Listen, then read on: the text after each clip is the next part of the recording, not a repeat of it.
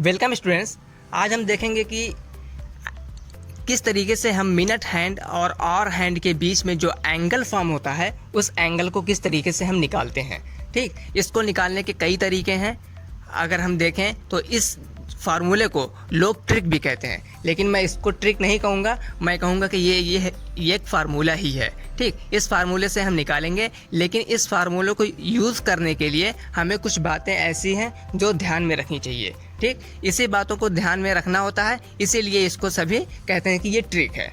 ठीक, लेकिन मैं इसको फार्मूला ही कहूँगा। तो ये फार्मूला है जिससे एंगल निकल कर आता है मिनट हैंड और आवर हैंड के बीच का। ठीक, तो अगर हम एक एग्जाम्पल लें 10:10 का।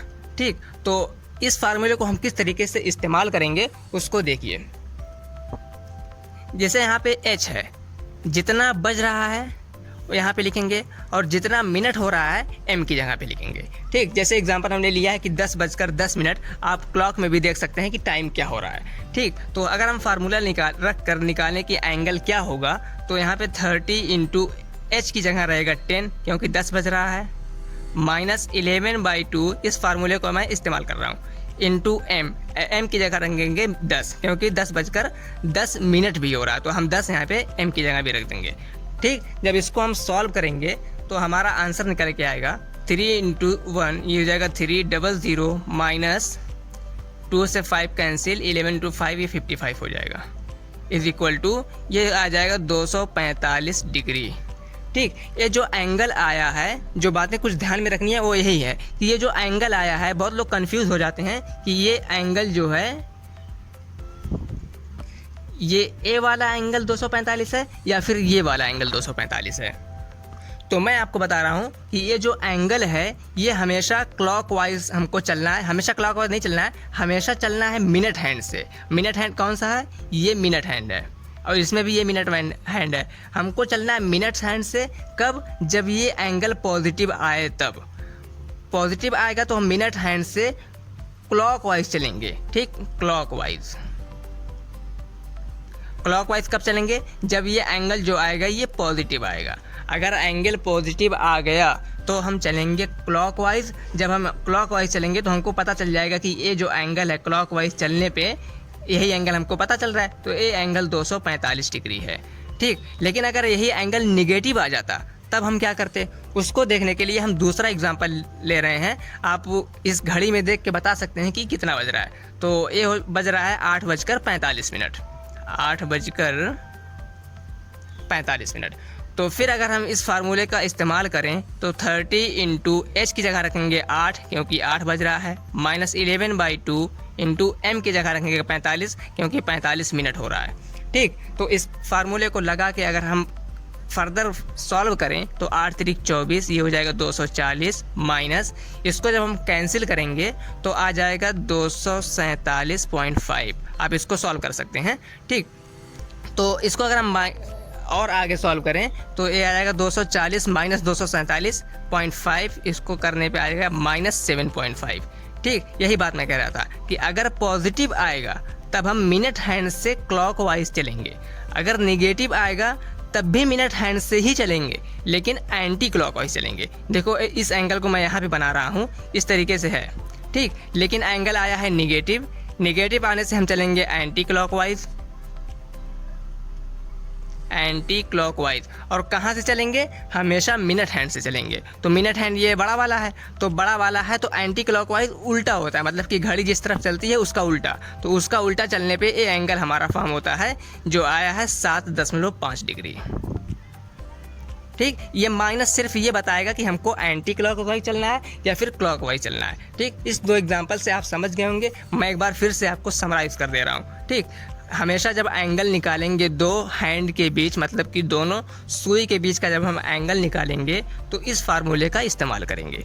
ठीक, इस फार्मूले में h की जगह रखेंगे कितना बज रहा है और m की जगह रखेंगे कि कितना मिनट हो रहा है। ठीक, इस तरीके से दोनों एग्जाम्पल में हमने रखा। जब एंगल पॉजिटिव आया तब हम क्लॉकवाइज चल रहे थे, और हमेशा चलना है मिनट हैंड से। एक बात यहाँ लिख लीजिए, ऑलवेज फ्रॉम मिनट हैंड,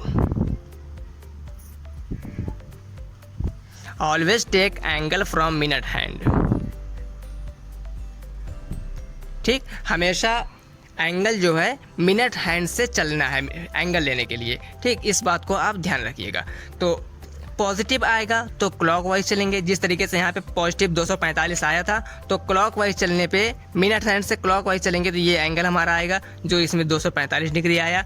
अगर यही निगेटिव आ जाता है तब हम चलेंगे एंटी क्लॉकवाइज, क्योंकि निगेटिव आ गया, लेकिन हमेशा कहाँ से, मिनट हैंड से। तो यहाँ भी मिनट हैंड ये है, तो यहाँ से हम चलेंगे माइनस मतलब निगेटिव की तरफ, एंटी क्लॉकवाइज, तब हमारा आ जाएगा 7.5 डिग्री। अगर हम यही क्लॉकवाइज चलते तो हमारा ये बड़ा वाला एंगल आ जाता, ठीक, जो ये 247, या फिर इसको इस बड़े वाले एंगल को आप निकाल सकते हो 360 माइनस 7.5 करके, जो आएगा 252.5 डिग्री, ठीक, ये बड़ा वाला एंगल। लेकिन हमको ये नहीं निकालना है, हमको दोनों के बीच का स्मॉलेस्ट एंगल निकालना है। तो इसको निकालने के लिए हम हमेशा मिनट हैंड से चलते हैं, और मिनट हैंड से चलेंगे हमेशा, नेगेटिव आया तो एंटी क्लॉकवाइज, पॉजिटिव आया तो क्लॉकवाइज। बस इतनी ही बातें हमको ध्यान में रखना है। एक एग्जांपल मैं आपको और देता हूं, और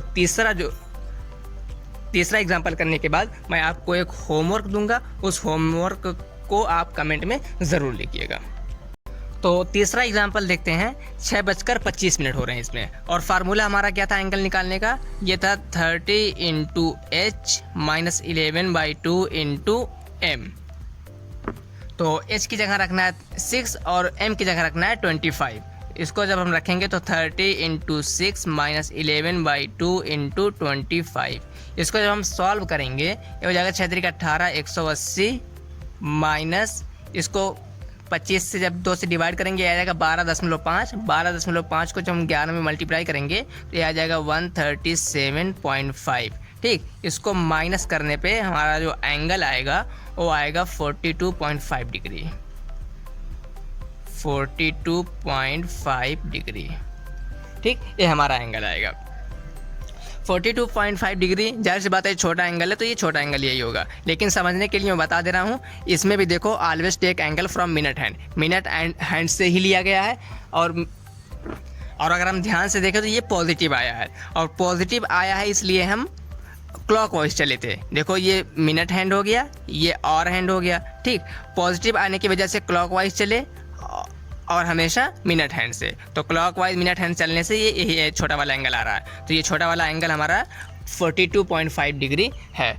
ये चौथा एग्जाम्पल 9:30 पर दोनों हैंड के बीच में क्या एंगल बन रहा है, ये आपका होमवर्क है। आप इस फार्मूले का इस्तेमाल करके दोनों के बीच का एंगल निकालेंगे और नीचे कमेंट में ज़रूर लिखेंगे, ठीक। और एक बात याद रखें, अगर ये क्वेश्चन आपको समझ में आ गया है तो इसको बहुत ही यानी कि हल्के में ना लें, क्योंकि ये क्वेश्चन AMU, जामिया और NDA जैसे बड़े एग्जाम में ये क्वेश्चन बार बार आते रहते हैं, और AMU और जामिया में आने के भी चांस है, ठीक। इसलिए इस क्वेश्चन को ध्यान से पढ़ें, और ठीक है, पढ़ाई करते रहें। All the very best.